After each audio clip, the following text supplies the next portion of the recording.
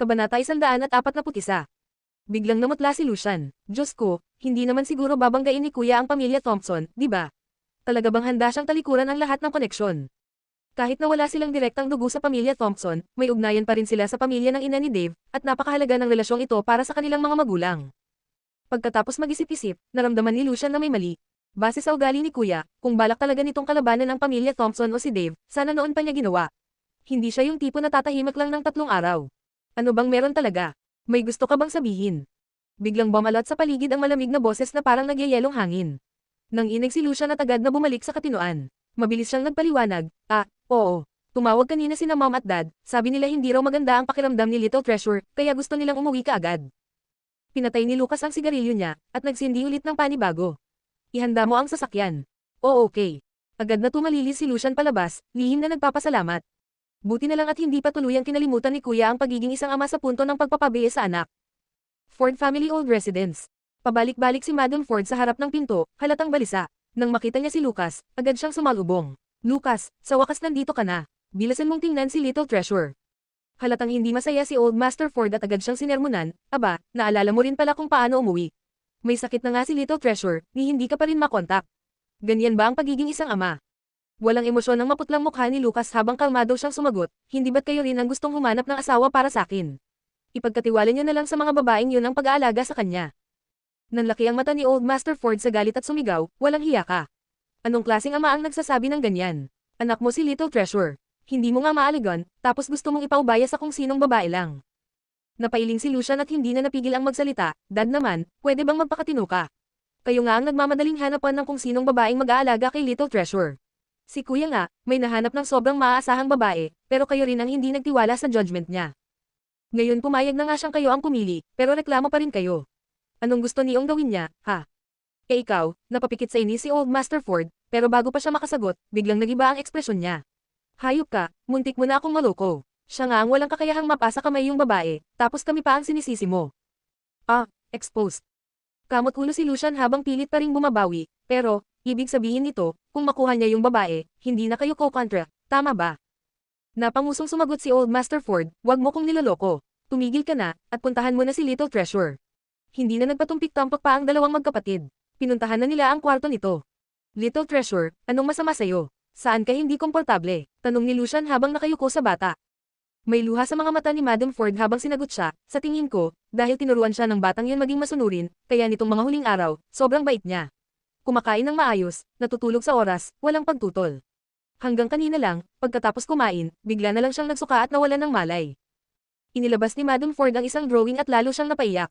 Nang makita ko yung sinulat niya sa likod ng drawing, doon ko lang na-realize, hindi pala siya okay. Pinipigil niya lang lahat ng nararamdaman niya. Kinuha ni Lucian ang drawing, tiningnan ito, at halos mapaiyak agad siya.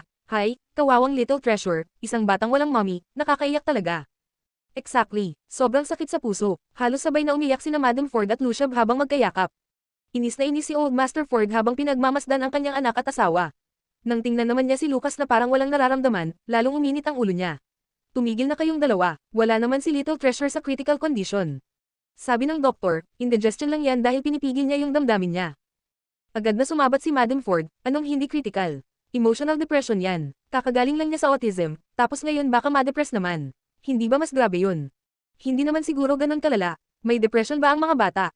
Doon bumukas ang pinto ng kwarto ni Little Treasure at lumabas si Dr. Kieran York. Naglinis muna siya ng lalamunan bago nagsalita, Old Master Ford, from a medical perspective, pwedeng ma-depress ang mga bata. At sa kasalukuyang kondisyon ni Little Treasure, may signs talaga siya. Kita mo na, pati doktor nagsabi. Biglang tumalim ang tingin ni Old Master Ford. E paano kung kumuha tayo ng babae na kahawig ng babaeng yun, para samahan si Little Treasure? Hindi ba't may shifting of affection, sa psychology? Nag-iingat sa mga salita si Dr. Kieran, pero si Lucian ay hindi nagpigil, Dad, introvert lang si Little Treasure, hindi siya mentally retarded. Kung ganun mo siya lalakuan, sobrang sama mo na. Abat, tumakbo ka, papaluan kita. Galit na galit si Old Master Ford at akmang papaluan si Lucian, pero agad hamarang si Lucas at tinapik ang kamay ng ama. Naluha si Lucian sa tuwa. Grabe, hinaharangan ako ni Kuya. Gusto niyo ihampas ko kayo sa pader, kayong dalawa, ano? Tama na yan, ang ingay niyo, baka matakot si Little Treasure. Singit ni Madam Ford habang nilalapitan silang lahat. Lucas, puntahan mo na si Little Treasure. Kausapin mo siya ng maayos. Sa loob ng kwarto, tulad ng sabi ni Madam Ford, sobrang bait ni Little Treasure. Nang pumasok si Lucas, hawak ng bata ang sariling tasa at iniinom ang gamot. Paanong papayuhan ng isang kagaya ni Lucas ang anak niya, kung pati mukha niya ay parang hindi naaapektuhan? Kaya ang sabi niya, malamig at walang emosyon. Bawat tao may sariling buhay at sariling desisyon. Ang sobrang pagkapit ay magpapabigat lang sa'yo. Kailangan mong matutong bitiwan. Kung may ibang makarinig, akalain nilang may namatay at nagpaabot lang siya ng pakikiramay. Tahimik lang si Little Treasure. Hindi ka agad nag-react, para bang hindi niya agad naintindihan ang ibig sabihin ng sinabi ng ama. Pero sa isang iglap, napuno ng lungkot ang kanyang munting mga mata. Agad na nag-alala si Madam Ford. Ang sabi ko, pasayahin mo siya, hindi bigyan ng life lesson ang isang 5-year-old. Napahawak siya sa mukha niya at napabuntong hininga. Ang tanga-tanga ko talaga, ba't ba kita tinawag? Ikaw na walang emosyon, mas lalo mo lang pinasama ang loob ng bata. Lucian, ikaw na nga. Ha, ako, napakamot si Lucian at lumapit. Ah, Little Treasure, gusto mo kantahan ka ni Tito, ha? Ehem. Gourd doll, oh gourd doll, on a 7-flower vine, unafraid despite the storm, lalalalala. Bigla, napuno ng luha ang mata ni Little Treasure, at dumaloy ang mga ito. Napaiyak. Nap-icon si Madam at hinampos sa likod si Lucian. Gago ka, ba't mo kinantay ang kanta? Lalo mo lang pinaiyak si Little Treasure. Napakamot sa ulo si Lucian. Grabe naman, kasalanan ko pa, masaya kaya yung kanta. Dati gustong-gusto niyang naririnig to kapag kinakanta ni Luna, okay. Ah, fine, siguro nga hindi ko dapat kinanta yun. Kabanata 142. Nasaktan na naman niya si Little Treasure nang hindi sinasadya. Umalis kayong lahat, wala kayong silbi. Bakit ko pa kayo pinatawag dito kung wala rin kayong maipapayong paraan para mapasaya si Little Treasure? Kung walang makakaisip ng paraan, walang lalabas para kumain ng hapunan. Hysterical si Madam Ford habang tinataboy palabas sina Lucas, Lucian, Dr. Kieran, at Old Master Ford mula sa kwarto. Sa mga sumunod na araw, isa-isa silang nagtangkang pasayahin si Little Treasure, pero kahit anong gawin nila, wala ring gumana. Lalo lang siyang naging malungkot at parang palubha ng palubha ang kalagayan nito araw-araw. Kumakain pa rin naman siya, pero madalas ay sumusuka siya pagkatapos. Natutulog din siya ng maayos sa oras, pero lagi siyang nagigising mula sa bangungot, at halatang-halata na ang pagkaputla at panghihina ng kanyang katawan. Dahil dito, tumawag pa si Old Master Ford ng team ng mga sikat na psychologist mula sa ibang bansa. Pero kahit ang mga iyon, wala ring nagawa. Sabi nila, ang problemang dala ng puso ay kailangang solusyonan mismo sa pinanggagalingan nito. Kung hindi, baka abutin ng mahabang panahon ng therapy at gamot bago ito gumaling. Galit na galit si Old Master Ford. Kung kaya niyang solusyonan ang problema ng puso ng bata, bakit pa siya kukuha ng psychologist? Kailangan niya ng lunas na may 30% gamot, pero ang babaeng iyon ay halos 70% lason. Paano niya magagawang ipagamit iyon kay Little Treasure? Napakalaking bagay ng isang motherly figure sa paglaki at paghubog ng isang bata. At sa ngayon, si Little Treasure lang ang tanging tagapagmana ng ikatlong henerasyon ng Ford family. Kung may mangyaring masama sa kanya dahil sa pagkakamali ng babaeng iyon, paano niya haharapin ang kanilang mga ninuno? Kinagabihan, sa Rivers Hotel. Maganda ang naging daloy ng mga shoot kamakailan kaya mabilis ang naging progreso ng production. Bilang pahinga at pabuya, nag-aya ng dinner si Direk Gilbert para sa buong team. Grabe ang sipag ninyong lahat, lalo na si Luna na may pinakamaraming eksena. Pagkatapos natin dito, ako na ang bahala sa isa pang salo-salo. Cheers! Cheers, everyone! Cheers! Salamat, Director! Sa isang sulok, napansin ni Snow ang sinabi ng Director tungkol kay Luna na may pinakamaraming eksena. Napakuyong siya ng kamao sa sobrang galit, halos bumaon ang kanyang kuko sa palad. Pero sa panlabas, napilitang ngumiti ng maayos. Ngayon na ang lahat ng pondo ng drama ay galing sa Ford Group at Glory World Entertainment, wala na siyang kapangyarihan o boses sa production. Pero mabuti na lang at alam niya na hindi siya kayang alisin bilang lead female character. Kahit na marami nang nangyari, malakas pa rin ang fanbase at status niya sa industriya. Kaya't kailangan lang niyang tiisin muna ito. Kahit gaano pa ka-standout si Luna, supporting role pa rin siya kumpara sa kanya. Ang rason lang kung bakit gumastos ng malaki ang Glory World ay dahil sa marriage proposal. Simula ng insidenteng iyon, halatang-halata ang paglayo ng buong team kay Snow. Lahat ng usapan ay umiikot na kina Luna at Dave. Mas sumikat pa sila kaysa sa mga lead mismo. Naiilang si Snow habang napapansin ang pang-i-snub sa kanya, kaya't binalingan niya si Troy na mukhang pareho rin ang nararamdaman.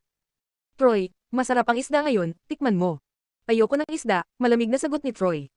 Una na siyang natabunan ni Dave, tapos nadamay pa siya sa mga kaguluhan na gawa ng babaeng ito. Bumababa tuloy ang mga eksena niya, kaya bakit pa siya magiging mabait sa kanya? Ah, ganun ba? Sagot ni Snow, pilit na nilulunok ang inis. Tumayo siya at tumungo sa restroom. Sa loob ng restroom. Galit na galit si Snow habang hinagis ang mga gamit sa sink, pinanood itong mahulog sa sahig. Luna, sige lang, magpakasaya ka ngayon. Pero maghintay ka lang, hindi ka mananatiling ganyan ng matagal. Your Highness, I will be waiting. Ah, nagulat si Snow sa biglang boses sa likuran. Nang lingunin niya, naroon si Luna. Agad niyang binawi ang reaksyon at ngumiti ng may pang-aalipusta. Ha, Luna, Akala ko naman kung gaano kakagaling offstage, yun pala, pumapatol ka lang sa small-time actor. Usap-usapan na ang tungkol sa kanya at kay Dave nitong mga nakaraang araw. Siyempre, isa siya sa mga unang nakakaalam. Nagpaimbestiga pa siya, pero hindi na niya kinailangang gumawa ng paraan.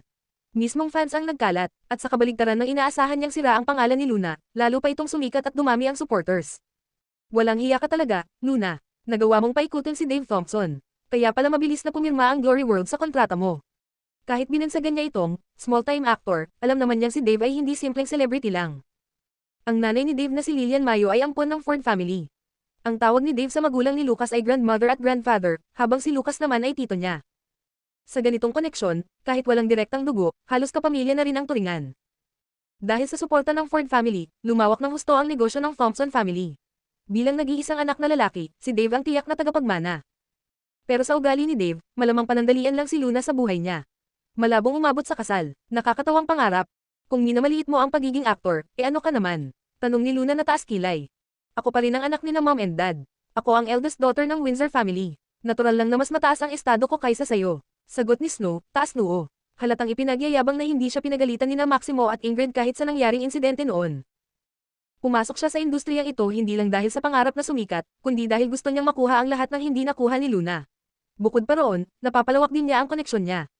Katulad ngayon, nakalusot siya mula sa anino ng kasalanan niya kay Luna dahil siya ang tumulong makakuha ng big deal para sa Windsor Corporation. Kailangan lang niyang maging mas maingat sa susunod. Habang iniisip ito, lumakas ang loob ni Snow at mayabang na sinabing. Ibinenta mo ang sarili mo para lang sa 8 million. Wala kang karapatang makipagsabayan sa akin. Puff.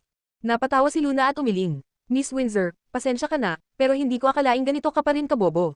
Ni hindi mo alam kung saan talaga nanggaling ang 8 million na yun. Napatikim si Snow. Hindi ba't galing sa pagbebenta mo ng sarili mo kay Dave? Wala na akong hindi alam tungkol dyan. Ngumisi si Luna at lumapit sa kanya, at bamulong sa tainga. Yung 8 million na pambayad ko ng breach of contract fee, ikaw mismo ang nagbigay sa akin nun. Ano? Ako, nagbigay sa'yo. Luna, baliw ka na ba? Bakit naman ako? Naputol si Snow sa pagsasalita, nanlaki ang mata niya. Luna, ikaw pala ang nanakot at ng blackmail sa'kin. Ako nga, so, anong balak mo gawin ngayon? Sabay halakhak. Anong pinagtatawanan mo? Yung 8 million, sagot ni Luna, kalmado at sarkastiko. Napakunot noo si Snow. Pwede ba Luna, tigilan mo na ang kawirduhan mo? Ano bang ibig mong sabihin? Binlackmail mo ako, kakasuhan kita sa ginawa mo. Natatakot na ako. Sagot ni Luna, kunway nanginginig pa. Ikaw, nagngingit-ngit si Snow. Hindi niya akalaing yung pera na pinaghirapan niyang makuha, ay sa bulsa lang pala ni Luna napunta. At ang masaklap, wala na siyang magagawa. Tapos na ang isyo, at wala siyang ebidensya. Lahat ng anonymous na sulat at bank account ay hindi nila matrace kahit ilang beses nang sinubukan. Sa huli, napilitan na lang siyang lunukan ng pagkatalo. Kabanata 143. Pagkaalis ni Luna, pinilit ni Snow na pakalmayan ang sarili bago tinawagan si Yuan. Honey, kapag tapos na ang meeting mo, pwede mo ba akong sunduin? Sorry, Snow, may dinner meeting ako ngayong gabi. Baka gabihin ako, pwedeng ipasundo na lang kita sa driver. Hello. Tahimik lang sa kabilang linya, tanging marahang hikbi lang ang maririnig. Agad na nagtanong si Yuan, Snow, bakit? Umiiyak ka ba? Anong nangyari? Sa gitna ng paghikbi, umiiyak na sumagot si Snow, Han, sobrang lungkot ko, parang lahat sa drama team ay iniiwasan ako. Lahat sila nakatutok kay Luna at Dave, walang gustong kumausap sa akin. Kanina, kinausap ko lang naman si Luna, inusisa ko lang kung okay ba sila ni Dave. Sinabi ko sa kanya na kung kailangan niya ng pera, pwede niya akong lapitan, wag lang siyang gumawa ng kahangalan. Pero ang isinagot niya, puro masasakit na salita, sinabi pa niyang wala akong karapatang makialam sa buhay niya. Napabuntong hininga si Yuan, Snow, matagal nang may kumakalat na balita tungkol kina Luna at Dave. Ang tanong mo sa kanya, baka pumasok sa tenga niya na parang interogasyon. Lalo na tinanong mo pa kung kailangan niya ng pera. Parang sinasabi mong galing kay Dave ang pera niya. Hindi inasahan ni Snow ang ganoong kasimpleng tugon mula kay Yuan, kaya't lalo siyang napakuyom ng kamao. Honey, nagbago ka na. Dahil lang sa insidenteng yun, ngayon kahit anong mangyari, kay Luna ka na lang maniniwala, di ba? Kitang-kita na sa mga litrato nila ni Dave, tapos halos araw-araw silang magkasama sa drama team. Kailangan ko pa bang magsalita pa? Snow, hindi ako ang nagbago. Ikaw ang may problema sa pananaw mo. Dati, napakaunawain mong tao, bakit hindi mo subukang unawain si Luna? Kahit pa totoo nga ang tungkol sa kanila ni Dave, ano ngayon? Normal lang naman ang makipag-date, di ba?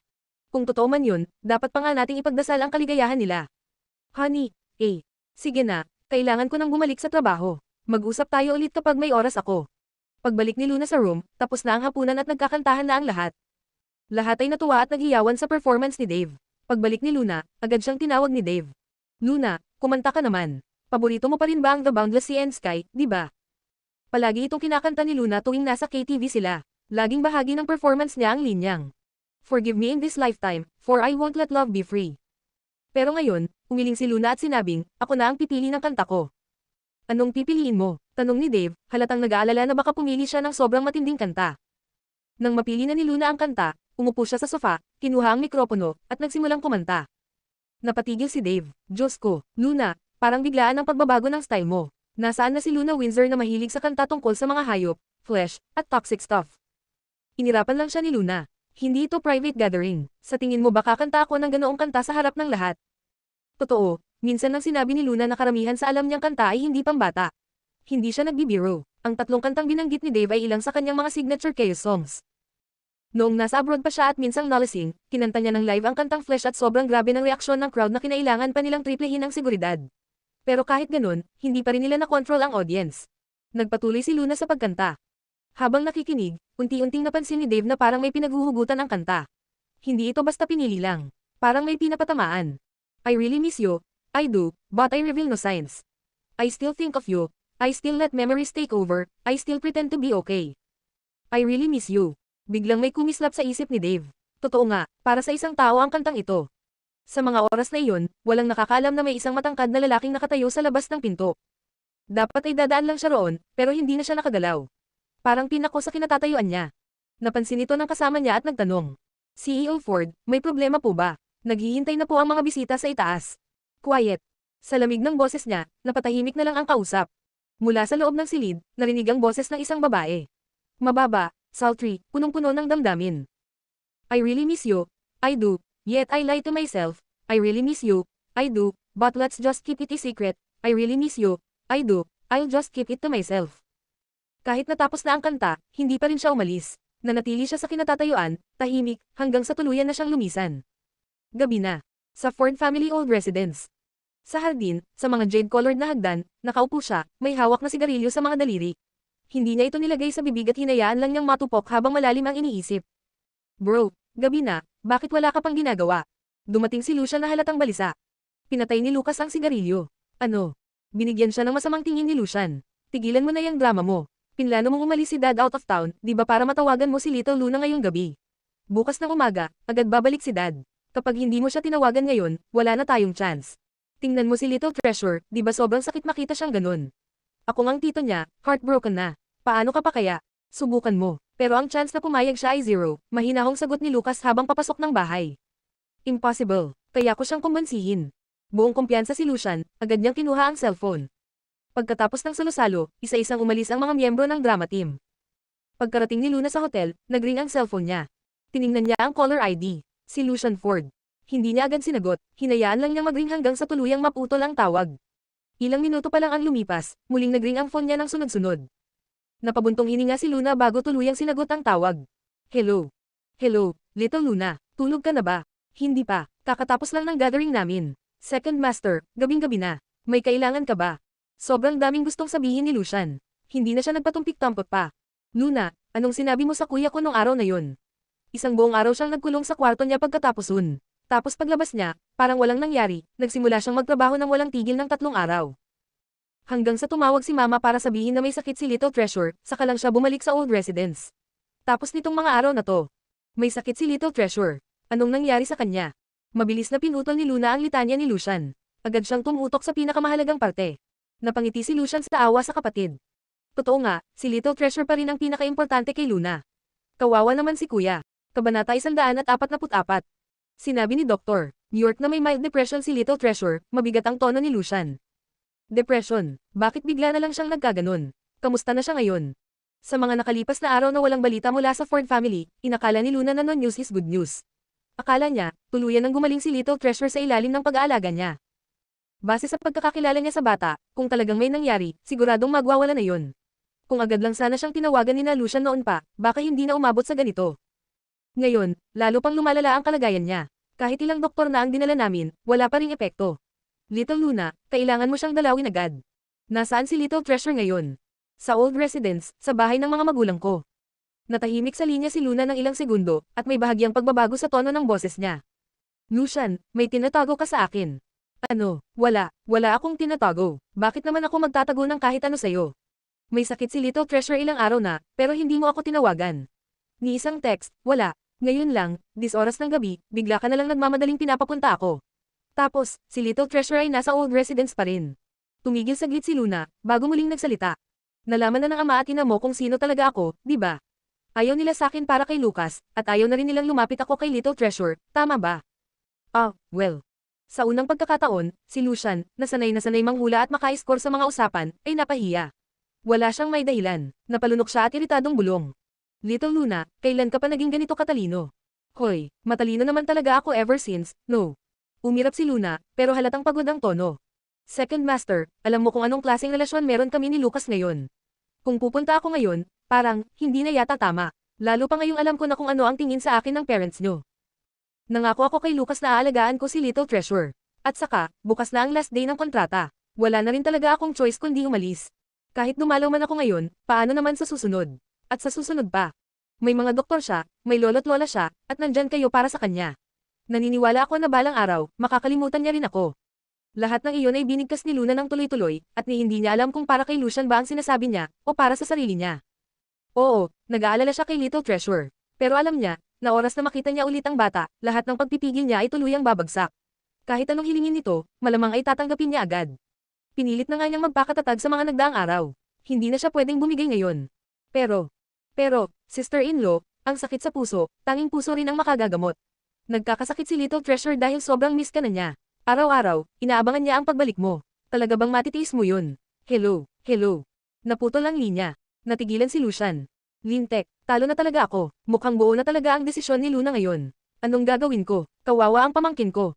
Wala nang nagawa si Lucian kundi ay report ang lahat sa kapatid niya. Pagkatapos maghanap sa buong bahay, natagpuan niya ito sa kwarto ni Little Treasure. Nasa tabi ng kama si Lucas, tahimik na nakaupo. Si Little Treasure naman ay nakahiga, nakapikit, at ditiyak kung natutulog ba. Sa mga nakalipas na gabi, hirap na talaga itong makatulog. Isang tingin lang ni Lucas sa mukha ni Lucian at alam na niya ang sagot. Tumanggi siya, di ba? Tanong niyang walang emosyon. Hindi na rin makasagot agad si Lucian. Ayaw niyang marinig ito ni Little Treasure. Pagkatapos ng ilang segundong pag-aatubili, tumanggo na lang siya. Sinabi ko na ang lahat ng pwede kong sabihin, pero buo talaga ang loob niya ngayon. Ang masaklap, nahulaan pa niya na alam na nina mom at dad kung sino siya at kung ano ang tingin nila sa kanya. Ibigay mo sa akin ang phone mo, utos ni Lucas, iniabot ang kamay. Ano, bakit mo kailangan ng phone ko? Inabot rin niya ito sa kabila ng reklamo.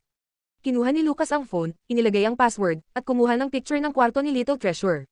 Pagkatapos, binuksan niya ang inbox, hinanap ang kontak ni Luna, at isinend ito sa kanya. Jeez, bro, paano mo nalaman ang password ko? Sobrang creepy na niyan, parang wala na akong privacy. Reklamo ni Lucian habang agad na binawi ang phone niya. Halos kasabay niyon, dumating agad ang reply ni Luna. Agad. Binuksan ni Lucian ang message at nakita. Lucian, isa kang gago. Fine, pupunta na ako ngayon. Wow, Little Luna, bakit ako ang sinigawan mo? Bro, anong pinadala mo? Ako tong napagalitan ikaw naman ang may kasalanan. Hindi fair. Mabilis niyang binuksan ang picture. Curious kung ano nga ba ang dahilan ng mabilis na sagot. Pagkakita niya, naintindihan na niya ang lahat. Ang pinadala pala ni Lucas ay larawan ng drawing canvas ni Little Treasure, na ang laman ay iilang salita lang, pero ramdam na ramdam ang kalungkutan. Kahit si Old Master Ford, hindi kinaya ang makita iyon. Ano pa kaya si Luna? Natural lang, na kahit anong prinsipyo niya, mababasag yun. Grabe, ang dami niyang sinabi, wala rin palang epekto. Pero isang picture lang ang pinadala ng kapatid niya, agad bumigay si Luna. Bakit hindi na lang kasi yun ang ginawa nila sa umpisa? Maya-maya, dumating pa ang isa pang message mula kay Luna. Nandyan rin ba ang kuya mo sa old residence? Papasagot na sana si Lucian ng, yes, pero bigla niyang naramdaman na nawalan siya ng phone, inagaw ulit ni Lucas. At agad niyang itinipe ang reply. No, nag-reply agad si Luna. Ayos, makakarating ako sa loob ng kalahating oras. Tahimik na napaluha sa loob si Lucian para sa kapatid niya. Yung salita na, ayos, makakarating ako, ang bigat pakinggan. Pero walang bakas ng emosyon sa mukha ni Lucas. Magkukunwari na lang ako na wala ako sa bahay. Ikaw ang baalang magpapasok sa kanya. Oh okay, gets na, tumanggo si Lucian. Pagkatapos magbilin, lumapit si Lucas sa kama ni Little Treasure at mahinahong nagsalita. Little Treasure, may kailangan akong ipaliwanag sa'yo. Tahimik lang ang bata. Nagpatuloy si Lucas, tungkol ito sa kaligtasan ni Tita Luna. Alam mo naman siguro, kung dadalaw siya ngayon at malaman ni grandpa mo, baka mapahamak siya. Hindi pa rin damilat si Little Treasure, pero alam ni Lucas na nakikinig ito. Tandaan mo ito, ikaw na lang ang makakaprotekta sa kanya ngayon. Ikaw lang. Samantala, sa Skyline Hotel. Kumatakbong palabas si Luna, umiiyak.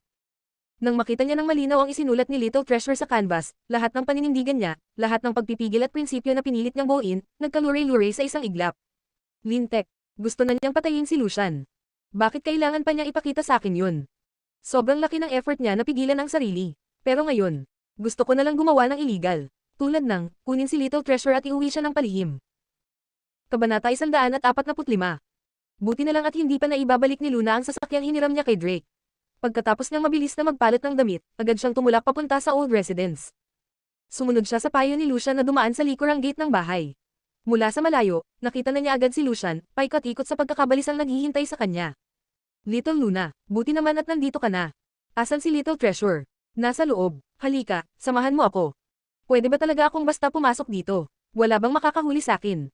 Don't worry. Umalis si Papa ngayon, babalik siya bukas ng umaga. Pinauwi ko na rin ang mga maid at butler. Sa totoo lang, hindi natuto si Mama sa inyo ni Bro. Ang mahalaga sa kanya, masaya si Little Treasure. Ang problema lang talaga, si Papa. Matigas pa rin ang ulo at ayaw pa rin makinig kahit anong paliwanag ko. Habang naglalakad sila papasok, tuloy-tuloy lang ang kwento ni Lucian. Sa gitna ng hardin, biglang huminto si Luna at napatingala. Little Luna, tara na. Bakit ka tumigil? May tinitingnan ka ba? Tanong ni Lucian, litong-lito. Wala naman, parang pakiramdam ko lang na may nakatingin sa akin, baka paranoid lang ako nitong mga huling araw, sagot ni Luna habang nagpatuloy sa paglalakad. Sa kabilang banda, nakahinga ng maluwag si Lucian. Napatingin siya pataas, at sa isip-isip niya. Little Luna, hindi ka paranoid, sobrang alerto ka lang talaga. Nandun sa itaas ang kuya ko, nagtatago sa'yo. Pagdating nila sa kwarto ni Little Treasure, masiglang sabi ni Lucian. Little Treasure, tingnan mo kung sinong dumalaw sa'yo. Pero nakatulala lang si Little Treasure sa kama. Kahit narinig ang boses ni Lucian, wala siyang naging reaksyon.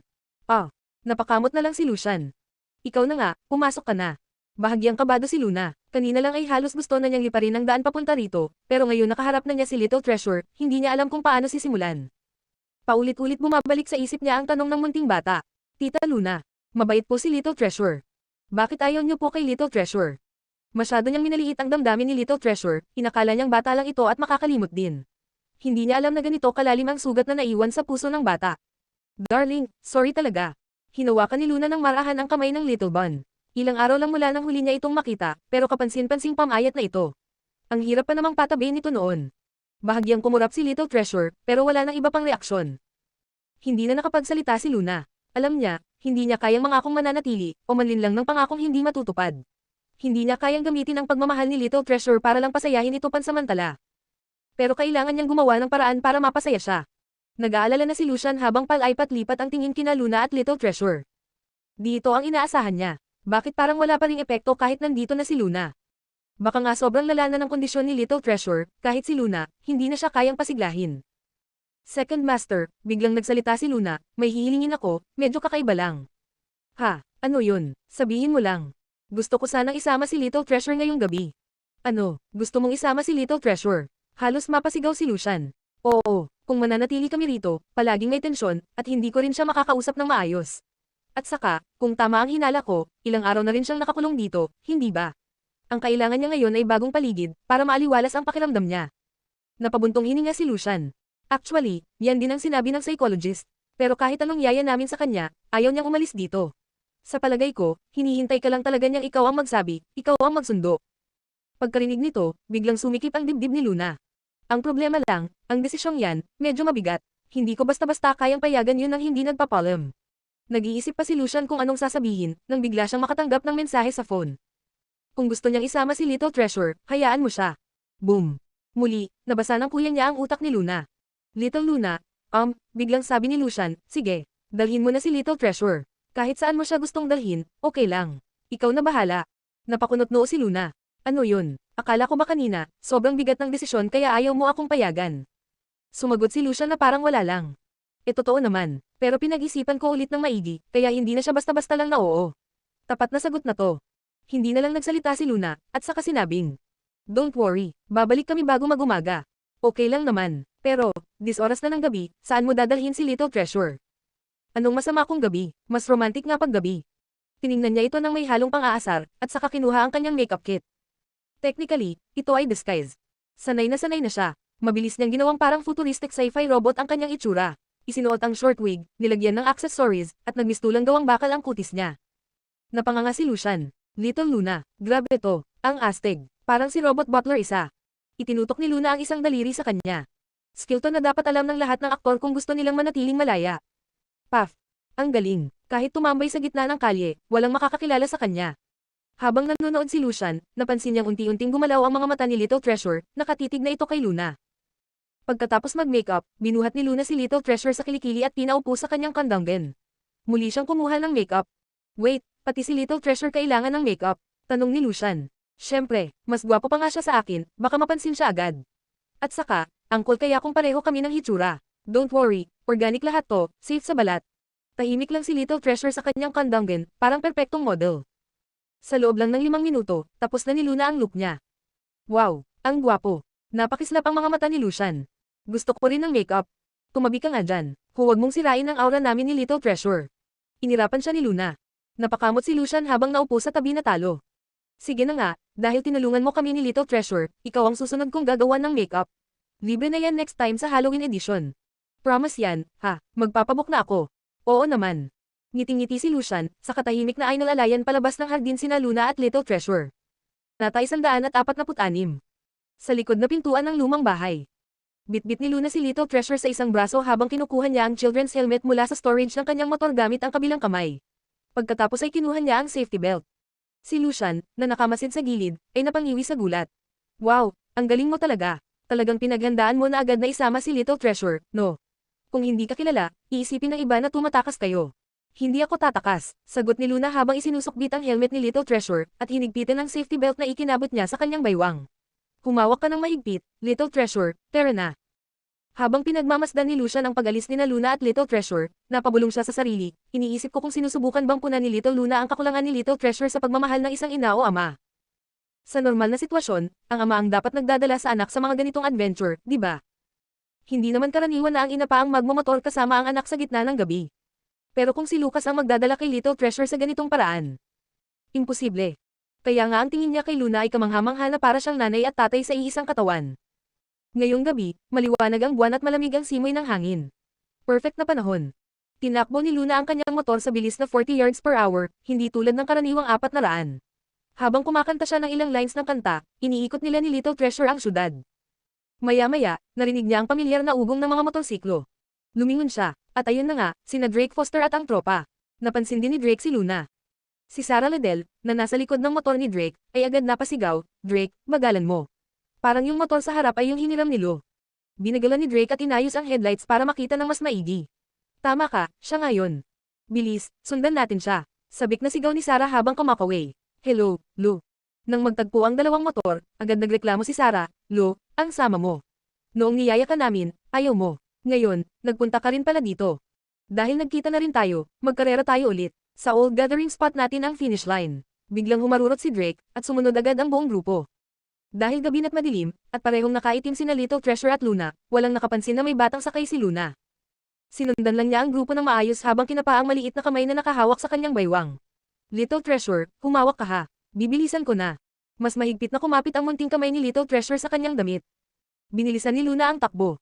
Ngayong gabi, hindi naman sila dumaan sa delikadong daan tulad ng Death Valley. Wala ring show-off ng skills. Isang normal lang na highway. Pabilisan lang ang labanan. Little Treasure, masaya ka ba? Sigaw ni Luna sa hangin. Maya-maya pa, naramdaman niya ang bahagyang katok mula sa maliit na helmet sa kanyang likod. Napangiti si Luna. Natunaw ang puso niya sa maliit na kilos na yun kaya nagtanong ulit, gusto mo bang mas bumilis pa? Walang alinlang ang tumango ang maliit na helmet. Ngumiti si Luna at muling nagdagdag ng bilis. Siyempre, ang tinutukoy niyang, bilis, ay mas mabilis lang sa 40 yards per hour niya kanina. Malayo pa rin sa takbo ni na Drake at ng grupo. Nang makarating sina Luna at Little Treasure sa destination, nakaupo na sina Drake at ang tropa habang nagyoyosi. Yung iba, dahil nabagot na, naglabas pa ng baraha para maglaro. Inapakan ni Drake ang sigarilyo at pinanood si Luna na dumarating ng walang kapanik-panik. Nagtaas pa siya ng manggas at napasigaw, Diyos ko, niloloko mo kami, anong takbo yan, ha? Ganyan mo ba ginagamit ang motor ko? Para ka lang namamasyal, nilalay mo ba ako? Sa wakas nanalo rin siya kay Lou pero wala siyang naramdamang kahit kititing na pride. Pinagtawanan pa siya ng buong grupo, mas masakit pa kaysa matalo. Grabe ka talaga, Lou. Halos kalahating oras ka naming hinintay dito. Napaka-unfair mo, Lou. Dahil sa'yo, natalo ako sa pastahan ng halik. Hindi ko na to tatanggapin. Dapat rematch muna bago ako maniwala na talo ka talaga. Game, magre-race ulit tayo. Gusto kong talunin si Drake ng patas. Nag-ingay ang buong grupo, kanya-kanyang hirit, habang si Luna ay tahimik lang. Inaalis ang kanyang helmet, bumaba sa motor, at marahang binuhat si Little Treasure mula sa likod. Ha, Luke, ano yan sa likod mo? Parang bata yun ah, Luke, baka naman may dinukot kang bata. Bawal yan ha. Grabe ka, Luke, baka member ka ng child trafficking syndicate no. Masyado ka pa naman may sekreto. Tinanggal ni Luna ang helmet ni Little Treasure, sabay irap sa kanila at pasiga na sinabi, Hello. Anak ko to. Ano may anak ka na, Lu. Parang gumuho ang mundo ni Sarah. Ganito na kalaki ang anak mo. No way. Diyos ko, ibig sabihin, kasal ka na. May anak pa talaga. Biglang pinalibutan ng grupo ang maliit na batang kasama ni Luna. Pinakamasaya syempre si Drake. Galit na galit siya kanina, pero biglang nabura lahat yon. Lu, bro, ang lupit mo. May anak ka na. Galing mo talaga. Ang cute pa ng anak mo, ang laki ng mata. Umamin ka na, bro, siguradong maganda yung asawa mo diba? Ma'am, asawa ko. Kinamot ni Luna ang baba at naalala ang malayelong mukha ni Lucas. Oo, maganda siya. Biglang tumawa si Drake. Hahaha, sabi ko na eh. Sarah, sumuko ka na. Napapadyak si Sarah sa inis at sabay yakap kay Luna. Hindi ako naniniwala. Lu, mas maganda ba talaga siya kaysa sakin? Ayaw mo ba talaga sakin? Pati yung halik, pinayagan mo pa. Pero bago pa siya tuluyang makalapit, bigla siyang nakaramdam ng malamig sa likod. Pagtingin niya, si Little Treasure ay nakatitig sa kanya ng malamig na malamig, parang isang maliit na werewolf na nagtatanggol ng teritoryo. Umubo si Luna para pagaanan ang tensyon, sabay buhat kay Little Treasure at niyakap ito para pakalmayan.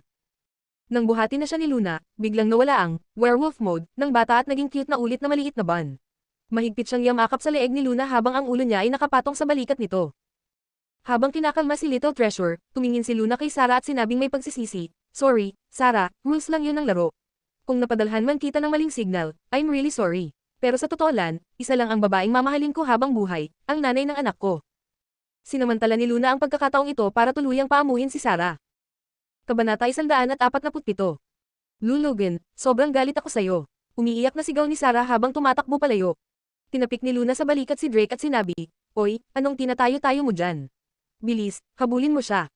Napatingin si Drake na parang natauhan, sabay fist bump kay Luna at saka tumakbo papalayo para habulin si Sarah. Pagkatapos makipagkwentuhan sa tropa, isinuot ulit ni Luna ang helmet kay Little Treasure. Mga bro, dinala ko kasi ang anak ko ngayon at medyo late na, kaya mauna na muna ako. Next time, mag-ihaw at beer tayo, sagot ko. Lu, pangako mo yan ha. Tama, huwag kang tatakas next time. Ay oo nga pala, dalhin mo rin yung maganda mong asawa, ha? Haha, oo nga, ipakita mo siya sa amin. Tiningnan lang sila ni Luna ng matalim at sinagot, Hello. Sabi ko na nga maganda yon, sa tingin nyo ba dadalhin ko siya sa harap ng tropang mga gutom na lobo? Baka matuno sa tingin nyo yon. Grabe ka, sabay sigawan at toan ng malakas ang lahat. Habang unti-unting lumiliwanag ang langit, nagsimula na ring hamupa ang gabi.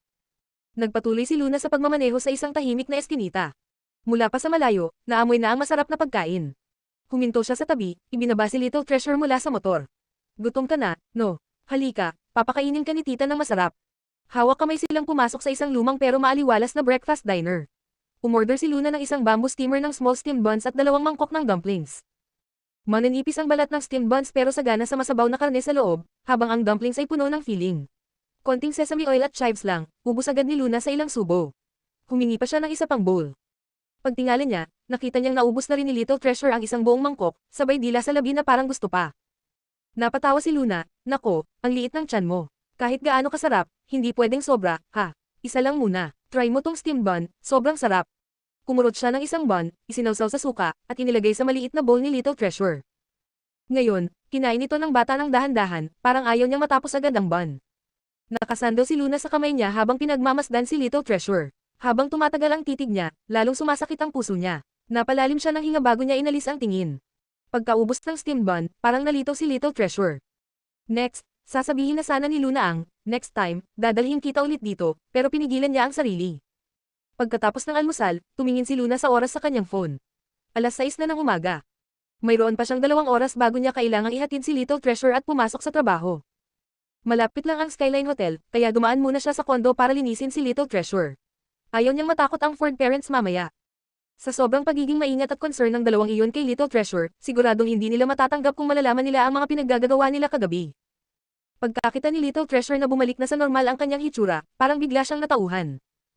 Kumuha si Luna ng pink na brush mula sa kanyang dressing table at ginuhitin siya ng pink na ilong at bigot, parang isang cute na pasang maliit. Tapos, gumuhit din siya sa sarili. Meow, cute diba? Hinawakan ni Little Treasure ang cat whisker sa pisngi niya at parang sumigla ulit. Buhat-buhat ni Luna ang malungkot na ban at pinaupo sa kandanggan niya.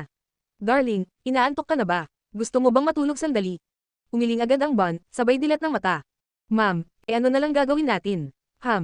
Nag-isip ng malalim si Luna. Isang oras na lang ang natitira. Ano pa ba ang pwede nilang gawin para mapasaya si Little Treasure? Habang nag-iisip siya, bigla na lang siyang nakaramdam ng kakaiba. Parang may bumigay sa loob niya. Yung mga matagal ng kinikimkim na emosyon, hindi na niya mapigilan. Siguro dahil matagal na siyang nagpapanggap na okay lang siya. Kahit kasama niya si Little Treasure ngayon, kahit alam niyang dapat hindi siya nagpapakita ng kahinaan, hindi na niya talaga kinaya. Umupo sa gilid ng kama si Little Treasure, tahimik na nakatitig kay Luna na nakadapa sa unan at umiiyak. Nanlaki ang mata ng Bon sa gulat at takot, wala siyang alam kung ano ang dapat gawin. Maya-maya, dahan-daang iniabot niya ang maliit niyang kamay at tinapik si Tita Luna, gaya ng ginagawa ni Luna sa kanya tuwing siya ang malungkot. Pero sa pag-aplos pa lang niya, bigla nang humagulgol si Luna ng mas malakas. Natarante si Little Treasure, natakot siyang baka lalo siyang makasama. Nakita sa mga mata ng Bon ang matinding pag-aalala.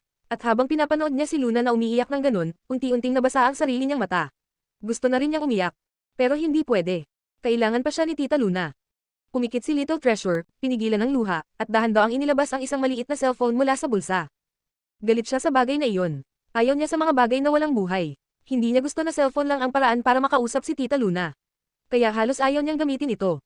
Gusto niya kasi nang niyayakap siya ni Tita, hinahaplos ang ulo niya, hinahalikan ang pisngi niya. Pero ngayon lang, sa unang pagkakataon nitong mga huling araw, ginamit ni Little Treasure ang phone na inihanda ni Lucas para sa kanya. Crying. Iyon ang message niya sa kanyang daddy. Sa Ford Old Residence, study room, second floor. Pagkabasa ni Lucas ng message ni Little Treasure, agad siyang napatayo. Halos matapan ang hawak niyang tubig. Agad siyang nag-reply, sino ang umiiyak? Si Tita Luna. Ma'am, ang sagot ni Little Treasure. Alam na agad ni Lucas kung bakit umiiyak si Luna. Pero, wala siyang alam kung anong dapat gawin. Wala siyang karanasan sa pag-comfort ng umiiyak na babae. Binuksan niya ang computer at nagsimulang mag-search kung paano pasayahin ang umiiyak na babae. Pagkatapos ng 2 messages ni Little Treasure, nag-send si Lucas ng isang larawan. Isang joke. Subukan mong sabihin to sa kanya. Agad pinakita ni Little Treasure ang picture kay Tita Luna. Nanginginig pa ang mukha niya sa pag-aalala. Pagtingin ni Luna, nakita niya ang text sa phone. Noong unang panahon, magkaibigan sina Apple at Pear. Pero kailangang lumipat ni Apple, kaya nagkasundo silang magkita ulit pagkalipas ng 10 taon. Pagbalik ni Apple sa tagpuan, hinintay niya ng matagal, pero hindi dumating si Pear. At habang naghihintay si Apple, naging plasma siya. Faf, biglang natawa si Luna sa gitna ng luha. Napahagalpak pa siya, darling, ang corny ng joke mo. Pero sa totoo lang, may pamilyar na feeling ang joke na yon. Parang galing sa isang taong kilalang kilala niya. Sorry darling, bigla lang akong nadala, sabi ni Luna habang pinupunasan ang luha. Maghuhugas lang ako ng mukha, ha? Napayuko siya habang papunta ng washroom, hiyang-hiya. Hindi niya akalain na ang plano niya ay pasayahin si Little Treasure, pero siya pala ang unang bumigay. Pagkapasok niya sa CR, dali-daling nag-reply si Little Treasure, she laughed. Sa study room, sa kabilang linya, sa wakas ay nakahinga ng maluwag si Lucas. Muli siyang nag-remind, naalala mo pa ba yung sinabi ko? Sumagot si Little Treasure ng simple, ma'am. Biglang bumukas ang pinto ng study room. Pumasok si Lucia na parang binagyo, namumutla at nanlalaki ang mata. Bro, patay tayo. Bumalik agad si Old Man. As in nasa pintuan na siya ngayon. Kabanata 148. Ma'am, maikling sagot ni Lucas. Si Lucian ay halos maiyak na. Please naman, anong ibig sabihin ng ma'am? May plano ka ba talaga o nagpapakakol ka lang? Kilala mo si Old Man, kapag nainis yun, baka kung ano pa ang gawin. Sinong pipigil sa kanya, ha? At ang pinakamasaklap sa lahat, siya pa mismo ang nagpalusot kina Luna at Little Treasure. Nakikita na niya ang madilim niyang kinabukasan. Sa mga oras na yun, narinig na ang mga yabag mula sa ibaba, kasunod ang boses ni Old Master Ford habang kausap ang maid. Kumusta si Little Treasure ngayon? Master, hindi pa po siya gising. Aakyat ako para tingnan siya.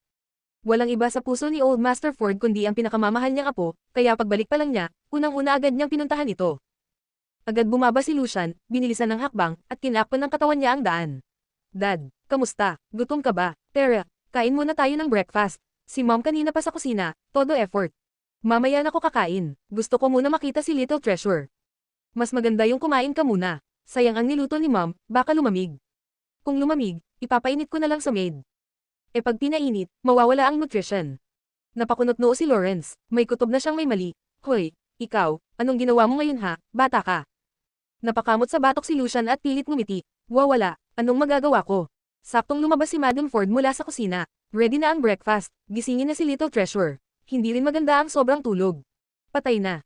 Wala na siyang takas. Habang patuloy na binabantayan ni Lucian ang pintuan ng kwarto ni Little Treasure at pilit pinipigilan ng mga magulang, napansin ng dalawang matanda na may mali. Umuusok sa galit si Lawrence, nilampasan siya at binuksan ang pintuan. Wala ang bata. Nasaan si Little Treasure? Galit na tanong ni Lawrence. Si Lenny, ang maid na in charge kay Little Treasure ay namutla sa takot. Nanginginig siyang sumagot, paano po nangyari yun? Na natutulog po siya kanina pa sa kwarto. Anong klaseng trabaho yan? Ang dami-dami ninyong tagabantay, ni isang bata lang hindi nyo maasikaso ng maayos. Handang ako na sana ni Lucian ang lahat ng sisi ng may malamig na boses na pumutol sa tensyon. Hindi kriminal si Little Treasure para ikulong siya dito sa bahay. Ikaw, hayop ka, ano na namang ginawa mo sa anak mo? Ipinadala mo na naman siya doon sa babaeng yun, no? Mas malala ka pa sa hayop. Anak mo yun, tapos basta mo lang ibinibigay sa kung sinong babae. Galit na sigaw ni Lawrence. Pati si Madam Ford, na dati nananatiling neutral, ay di na nakatiis. Lucas, sobra ka na. Paano mo nagawang ipaubaya si Little Treasure sa babaeng yun? Lalong lumalala ang tensyon, kaya agad nagsalita si Lucian. Dad, Mom, matagal ko nang gustong sabihin to. Kahit balihin niyo pa yung binti ko ngayon, hindi na ko papayag na manahimik pa. Tama ang sinabi ng kuya, si Little Treasure ay apo nyo, hindi preso. Ganyang klaseng pagbabantay sa kanya, para nyo na rin siyang kinulong. Sa totoo lang, oo, nasa bahay lang siya nitong mga araw na to, pero masasabi nyo ba talagang masaya siya? Pinayagan lang naman namin siyang makipaglaro sa best friend niya, sa paborito niyang tita. Kailangan ba talagang palakihin pa ang issue? Mga walang kwenta, nakalimutan mo na ba kung paano naging ganyan si Little Treasure? Sigaw ni Lawrence sabay taas ng kamay, handang manampal. Agad hinatak ni Lucas si Lucian palayo. Pak, isang malakas na sampal ang tumama sa sariling pisngi ni Lucas. Bro, sigaw ni Lucian, gulat na gulat. Ayos ka lang. Napatingin si Lawrence sa kamay niya, hindi makapaniwala. Si Lucian ay ilang ulit na niyang sinaktan noon, pero si Lucas ay ngayon lang niya ito sinaktan. Si Lucas, na kahit kailan ay hindi siya pinabigat ng isip. Pinunasan ni Lucas ang dugo sa gilid ng labi, malamig ang boses. Mas pipiliin kong mamatay si Little Treasure sa aksidente, kaysa mabuhay sa ganitong paraan. Ikaw, halos himatayan si Old Master Ford sa narinig. Napatras siya, hawak ang dibdib, namumutla sa gulat. Agad siyang inalalayan ni Madam Ford. Lucas, napakalalim na ng sinabi mo.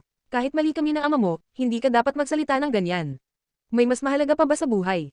Nang makahinga na si Lawrence, agad siyang sumigaw. David, hanapin mo si Little Treasure kahit saan siya naruroon. Dalhin mo agad siya rito. Pagkasabi niya nito, nilinggan niya ang dalawang anak, punong-puno ng galit. Kayong dalawa, simula ngayon, bawal na kayong tumapak dito sa old residence. Diktador ito, protesta ni Lucian. Kahit ang ilang emperador, hindi ganyan. Susundan pa sana niya ng reklamo pero tinapunan siya ni Lucas ng matalim na tingin. Napilitan si Lucian na itikom ang bibig. Parang hari na walang pake, at eunuch na panik na panik. May tinatago bang plan B si kuya? Pero hindi na rin kailangang maghanap ng matagal dahil mamaya-maya, darating na si Luna kasama si Little Treasure. At kapag nagkita na sila, tiyak na may World War III. Hindi na niya ma-imagine kung ano ang mangyayari. Habang si David Xavier ay naghahanda ng magpakalat ng tao, biglang dumating ang isang maid na parang samobra sa emosyon. Master, si Little Master bumalik na. Nasa garden po sila. Ano, mabilis tumayo si Lawrence. Sino ang kasama niya? Kasama po ang isang babae, maganda po siya, nanginginig na sagot ng maid. Magaling, gusto kong makita kung anong klaseng babae ang pinagtatanggol niyo lahat ng ganyan. Sa isip ni Lawrence, si Luna ay salot, ang ugat ng lahat ng problema. Si Madam Ford, na dati tahimik lang, ngayon ay tumayo na rin sa tabi ni Old Master Ford. Lumakad silang lahat, ang dalawang matandang Ford, kasama sina Lucas at Lucian, mga butler, at lahat ng maid, papunta sa garden door. Sa labas, hawak ang phone, hindi mapakali si Luna habang tumatawag kay Lucian. Kanina pa niya napapansin na parang may maid na sumusilip sa kanila mula sa loob ng bahay. Pakiramdam niya may napansin na. Damn it, bakit hindi makontak si Lucian? Ano bang ginagawa ng loko na to? Habang pabalik-balik siya ng may kaba, biglang natigilan si Luna sa kinatatayuan niya. Oh, my God. Mula sa loob ng bahay, papalapit sa kanya ang isang matandang lalaki na sing-init ng bulkan ng ekspresyon, kasabay ang isang elegante at seryosong matrona. Sa likod nila sina Lucian at Lucas, at sunod-sunod na staff ng bahay. Lahat sila, papunta sa kanya. Hindi nakapagsalita si Luna sa kinatatayuan niya. Lord save me. Lucian Ford, tarantado ka. Ano na naman to? Kabanata 149. Agad na napako ang tingin ni Lawrence sa pinakamamahal niyang apo na nasa tabi ni Luna. Matapos niyang masiguradong ayos ito, agad na bumaling ang matalim niyang titig kay Luna. Kahit matagal nang retirado si Lawrence, siya pa rin ang dating namuno sa pamilyang Ford ng napakatagal. At kapag gusto niya, kayang-kaya niyang bumalot ng matinding presensya. Dahil diretso na dapat si Luna sa drama team pagkatapos, suot niya ang pangkaraniwan niyang casual outfit. Ang buhok niya ay nakatali lang sa simpleng ponytail, maganda at maayos ang ayos niya. Ngunit hindi yun nakita ni Lawrence. Ang tanging nasa isip niya ay ang ideyang ang babaeng ito ay may masamang intensyon, nakipagsabuatan pa sa dalawang anak niya para lang makuha si Little Treasure at isama ito ng magdamag. Ganun siya katapang para hamanin ang awtoridad niya. Galit na lumapit si Lawrence kay Luna. Habang palapit siya ng palapit, mas lalong dumidikit ang tensyon sa paligid. Ngunit sa hindi inaasahang pagkakataon, may nangyaring kabaligtaran. Si Little Treasure, na kanina'y tahimik lang sa tabi ni Luna, ay biglang binitawan ang kamay nito. Unti-unti siyang lumapit gamit ang maiikli niyang mga paa at tumakbo siya papunta sa kanyang mga lolo't lola. Naramdaman ng dalawang matatanda ang paghila sa puso nila habang pinapanood ang apo nilang patakbong lumalapit. Sa isip nila, baka nasaktan o napag-alitan ito. Agad silang lumuhad para salubungin at damayan si Little Treasure. Pero, biglang ngumiti si Little Treasure ng buong buo, isang napakaliwanag at maligayang ngiti. Halos hindi makapaniwala ang dalawang magulang ni Lucas. Nilapitan ni Little Treasure ang kanyang lola at hinalikan ito sa pisngi, pagkatapos ay hinalikan din ang kanyang lolo. Sa sandaling iyon, tulala ang mag-asawa. Nanlaki ang mata ni Lucian, na halos hindi makapaniwala. Ganon din ang mga maid. Lahat parang na-freeze sa eksenang yun. Pati si Luna ay nagulat. Ang tanging kalmado sa lahat ay si Lucas. Parang alam na niya ang mangyayari mula sa umpisa. Ilang saglit ang lumipas, hindi pa rin makapagsalita ang dalawang matanda. Parang nasa panaginip si Madam Ford, at mahina niyang sabi, panaginip ba to? Hinalikan tayo ni Baby. Hinalikan din niya ako, dagdag ni Lawrence, tuliro pa rin. Sa puntong yun, nawala na ang lahat ng galit sa puso ni Old Master Ford. Upang mapanatili ang dignidad, pinilit niyang kontrolin ang ekspresyon niya, dahan-daang tumayo, saka tumingin kay Luna. Naglinis siya ng lalamunan at seryosong sinabi. Ma'am, ikaw siguro si Miss Luna Windsor. Salamat sa pagbalik kay Little Treasure. Kung ayos lang sa iyo, pasok ka muna at magpahinga. Agad namang sumabay si Madam Ford, oo nga, nandito ka na rin lang, pasok ka na muna. May breakfast pa akong hinanda, kain tayo. Nakakain na po ako, mahina pa lang ang sagot ni Luna pero hawak na ni Madam Ford ang kamay niya at marahang hinayla papasok. Speechless si Luna. Habang hinihila siya papasok, tumingin siya kay Lucas para humingi ng saklolo. Big Boss, tulungan mo ko please. Isinisigaw ng mga mata niya. Tumingin si Lucas sa direksyon niya. Sa isang saglit lang, ngumiti ito ng bahagya. Nawala ang lamig sa mga mata nito. Hindi rin alam ni Luna kung bakit, pero sa sandaling yun, sapat na yung isang sulyap mula kay Lucas para patahimikin ang nagwawalang damdamin niya. Parang umagos na lang bigla ang katahimikan sa buong katawan ni, gaya ng ilog sa tagsibol. Kuya, bulalas ni Lucian. Umamin ka na. Ikaw ba ang nagturo ng trick na yan kay Little Treasure? Pinlano mo na to simula't simula pa lang, di ba? Grabe ka, kung sinabi mo lang, hindi sana ako muntik nang atakihin kanina. Tumingin si Lucas sa kanya. Kung ikaw ang nakasama sa plano, mabibisto agad. Kapag nalaman ni Dad na pinlano yun ni Little Treasure, mas lalo lang silang magagalit kay Luna. Ha, ganun ba ka-expressive ang mukha ko? Taka ni Lucian. Tama nga, wala na siyang laban doon. Pero matapos ang gulo, bumalik agad sa masayahing sarili si Lucian. Kuya, nakita mo ba mukha ng mga magulang natin? Sobrang aliw. Si Dad, halatang tuwang-tuwa pero pilit pa rin nagpapanatili ng pride. Si Mom naman, todo hatek kay Little Luna papasok at si Luna para talagang na-paralyze. Naaalala niya ang mukha ni Luna at medyo natawa. At least, hindi lang siya ang na-stress. Sa loob ng old-style living room, nakalatag ang isang mahabang dining table na puno ng iba't ibang pagkain. Kahit breakfast lang, parang may handaan. Wala nang kawala si Luna.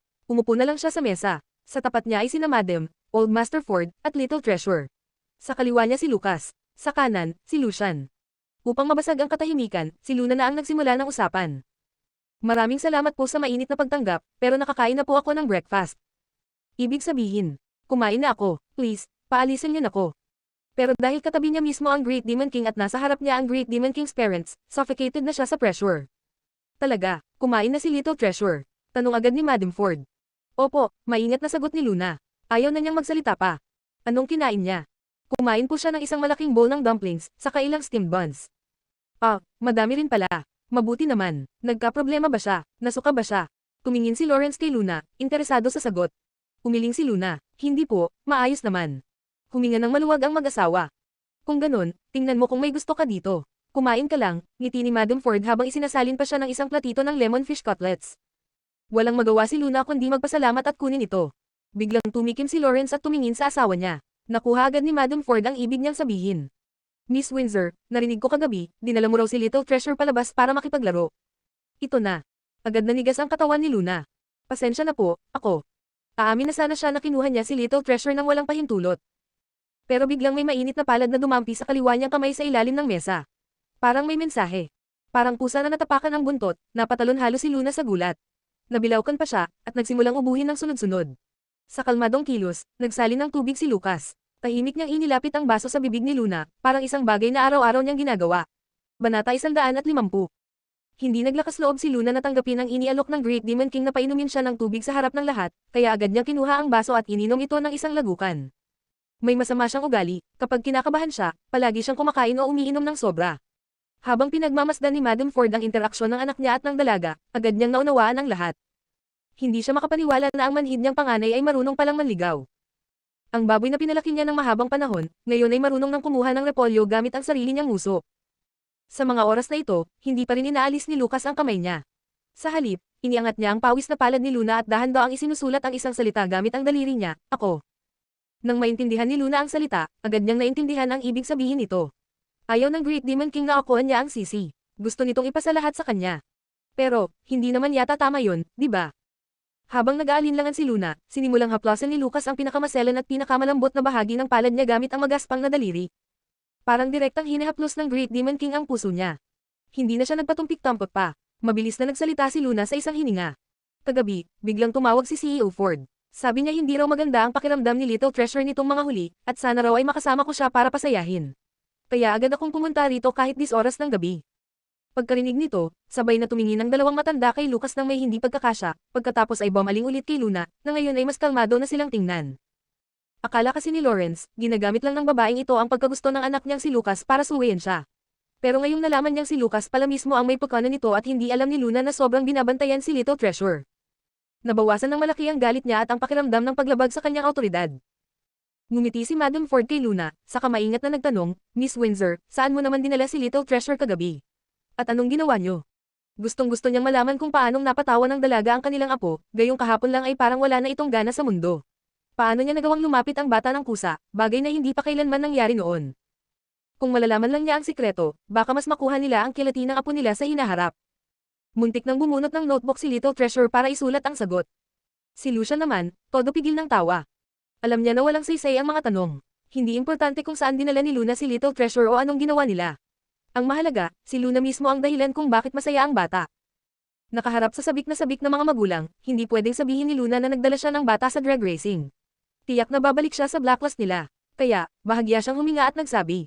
Sa totoo lang, wala naman kaming pinuntahan talaga. Nag-drive lang ako sa paligid ng capital kasama si Little Treasure.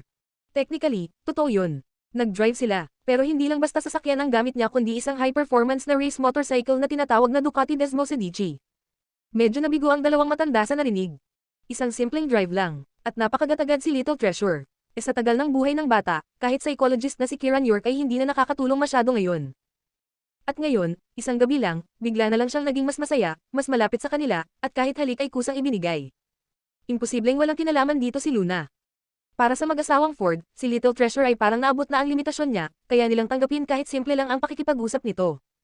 Pero ang dalawang halik kanina, nagbigay ng bagong pag-asa. Baka balang araw, maging normal ulit siya. Tumawa, magsalita, mahalin ang sarili't pamilya. At ang susi sa lahat ng yun ay ang babaeng dating kinakatakutan nilang makakasama ng kanilang apo. Masyado silang tumutol noon kaya ganito ngayon ang sitwasyon. Tumingin si Lawrence kay Little Treasure, naalala ang halik nito. Handa siyang isakripisyo lahat, kapalit ng isa pang halik ng apo niya. Simula kanina, si Madam Ford ang nagtatanong. Pero ngayon, hindi na napigilan ni Lawrence at nagtanong na rin. Miss Windsor, kung tama ang alam ko, isa kang professional actress. Tumanggaw si Luna. Opo. Kalmado lang siya. Kahit gaano kalakas ang Ford family, hindi naman siya nagtangkang makisawsaw o umasa sa kanila. Mas lalong hindi niya pinangarap na maging manugang nila. Kaya, wala siyang dahilan para matakot. Curious lang ako, tanong ni Lawrence. Magkano na ba ang kinikita mo ngayon? Nagtaka si Luna sa tanong. Ano bang ibig sabihin nito? Pero sina Lucian at Lucas ay alam agad kung saan papunta ang daddy nila. Kahit hindi niya alam ang pinaplano ni Lawrence, sumagot pa rin si Luna. Bago pa lang ako sa industriya. Hindi pa kalakihan ang kita. Yung series na ginagawa ko ngayon ay mula pa sa luma kong agency. Kaya pagkatapos mang bawas ng komisyon, nasa 500,000 na lang ang natitira. Tumanggo si Lawrence, tapos nagtanong. Interesado ka ba magpalit ng karera? Magpalit ng karera, nagduda si Luna. Oo, gusto sana kitang imbitahan na maging personal tutor ni Little Treasure. Huwag kang mag-alala sa bayad, mas malaki pa sa kinikita ng top actress ngayon sa industriya, buong yabang niyang sinabi. Para sa kanya, walang matalinong tao ang tatanggi sa ganitong alok. Sabi nga nila, showbiz is quick money. Kaya kung pera ang habol ni Luna, ibibigay niya agad. Right here, right now. Pero, pagkarinig ni Luna sa offer, napangiti siya ngunit may halong malamig na pagtanggi ang mga mata. Dahil sa respeto niya bilang ama nina Lucas at Lucian, at bilang lolo ni Little Treasure, hindi niya ginamitan ng matalim na salita. Bagkus, mahinahon niyang sinabi. Pasensya na po, Old Master Ford, pero lahat po ng tao may kanya-kanyang pangarap. Ayaw na niyang dagdagan pa. Masyadong malayo ang paniniwala nila sa isa't isa, at hindi na rin niya aasahan na maiintindihan siya nito. Napahiya si Lawrence. Hindi siya natuwa, tumalim ang tingin niya at malamig niyang tanong. Ibig mo bang sabihin, hindi sapat ang alok ko?